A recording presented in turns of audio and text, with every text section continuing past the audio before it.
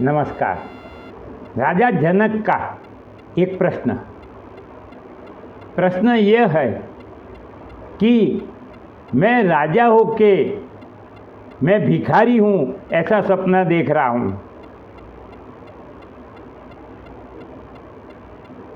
तो और जब मैं भिखारी स्वप्नावस्था में मैं भिखारी था, तब मैं भिखारी के जैसा ही था, गरीब था, कपड़े फटे हुए थे, हाथ में एक कटोरा लेके एक मंदिर के पास भीख मांगते हुए बैठा था, भूख बहुत लगी थी। ये सब अनुभव मैंने स्वप्नावस्था में किए। अब जब वो जाग गया, नींद में से उठ गया, तो उसको आश्चर्य हुआ कि मैंने कभी जिंदगी में गरीबी देखी नहीं है। वो खुद भी राजा के बेटे थे, तो उन्होंने तो सिर्फ राजा का ही अनुभव किए हैं सब। तो फिर मैं भिखारी हूँ ऐसा मुझे स्वप्न आया कैसे, और अगर आ भी गया तो उसका अर्थ क्या होता होगा।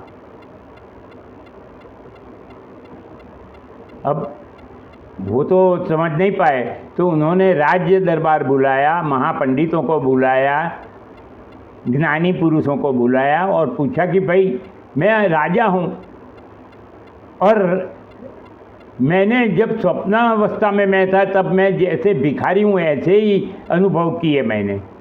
और जीवन क्या है? अनुभवों की अटूट श्रृंखला। मैं बोलता हूँ वो भी एक अनुभव है, मेरा गला सूख रहा है वो भी एक अनुभव है, आप सुन रहे हो वो भी एक अनुभव है। तो अनुभवों की एक अटूट श्रृंखला का मतलब है जीवन। और हम जीवन में ही दो रूप अपने देखते हैं।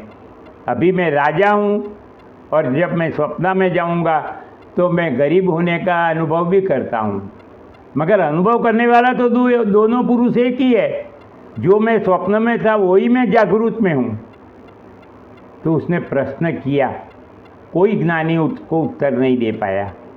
तो उन्होंने सामने से एक प्रश्न किया, इंग्लिश में है।